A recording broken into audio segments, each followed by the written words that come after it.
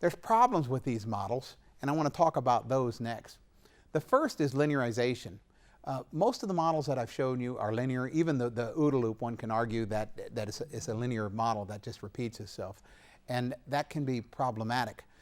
The reason is because you can start to get stuck in your process.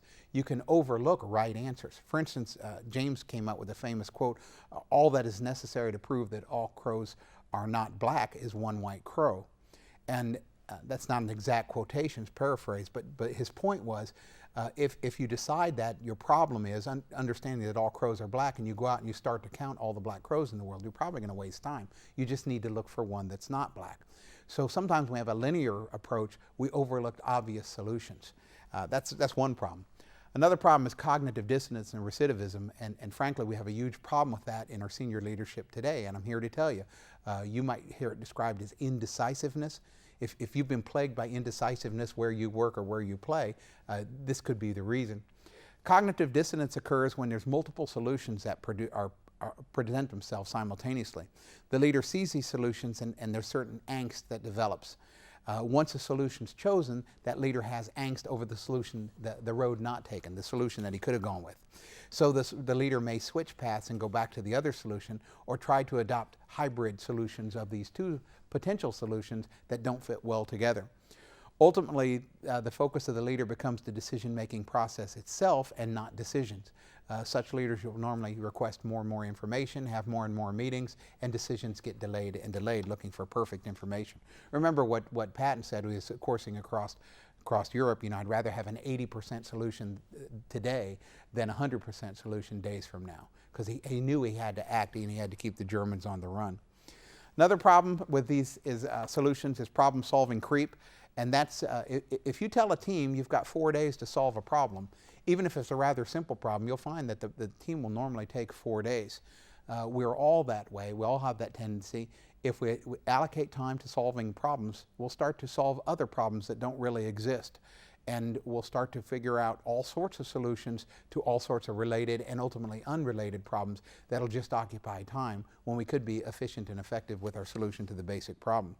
And the last you'll see, which is also a problem in our service today, I believe, is avoidance, a fear of failure, risk-averse behavior. If you're going to be decisive, and that's an outcome of critical thinking, then you have to understand that sometimes you're going to be wrong. And if your fear is that being wrong or failing is an insurmountable obstacle, then you'll never make a decision, you'll never take action. And that's just not satisfactory. Other uses for critical thinking is we can derive theory from it, much as Karl von Clausewitz derived theory from it, and basically that's his model. This is called the Caffery Model. Matt Caffery helped work this. He's up at AFIT now, but I.B. Holly came up with the basis for this, and Caffery elaborated on it.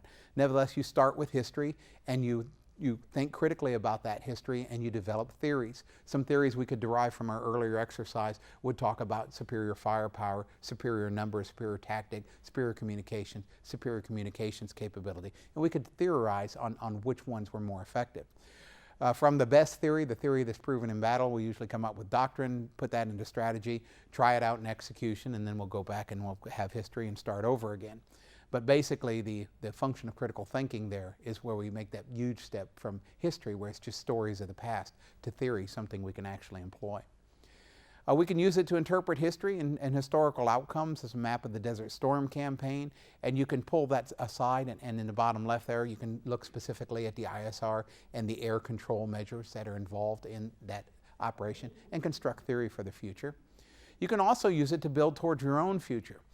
This is an example of an ISR model, and you can see that it ends with near perfect mission assignment, which I would question that we ever get near perfect, but this is based on theories of the past and operations of the past that this individual has put together to figure out a model where he can integrate ISR, C4I, and precision applications. Another way to use this, and this is an important way for you in your leadership development, is to look at yourself as a leader. Self-reflection. What are your strengths and what are your weaknesses? If you go to your boardroom every day as a senior executive and you look around and everyone in your board agrees with you all the time, you have a problem. You need to have people around you who challenge you, sometimes say no, and make you defend your answers. When you start to do self-reflection, that's basically what you are. You're the naysayer at your own boardroom. You're asking yourself, why did I do that?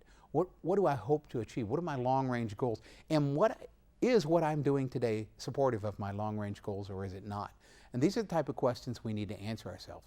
You can see the Martin Luther King quote at the top. I think that's very powerful. I remember what Sun Tzu said about knowing your enemy and knowing yourself in 1,000 battles. And he understood the importance of knowing yourself. And that's what that self-reflection's for, that critical thinking about yourself and what you want out of life. Other problems. You could solve operational problems. You can solve familial problems with this, behavioral problems, major problems with natural disasters or attacks, big decisions like whether I want to join the Air Force or not, decisions about what we're facing in the Middle East today. All of these things are very important, and all of these things are useful to you in critical thinking as an airman in the Air Force. This is what I've talked about today, is critical thinking. It's nothing new. It goes all back to ancient Greece. Basically, metacognition goes back to the great philosophers of ancient Greece. It's what we need in today's Air Force. We need more critical thinking because the problems are not like the problems in the past, and we need new answers to those problems. It's important for us to think about thinking because it helps us to know ourselves better, know how we think, and overcome our own weaknesses. There's many ways you can do this. You're going to find the one that works best for you, and you're going to refine that throughout your life. And lastly, I talked briefly about the many benefits. This is a fairly short talk. It's an introduction to the concept, but I truly believe that if we can think more critically, if we can basically unshackle ourselves from our stereotyped opinions of what's happened in the past, that we can find new solutions and new ways to conquer the challenges that face us. I thank you for your time and attention, and I certainly thank you for your service. Good day. Hello again. I hope you enjoyed Dr. Stafford's lecture as much as I did. Thanks for spending this time with us.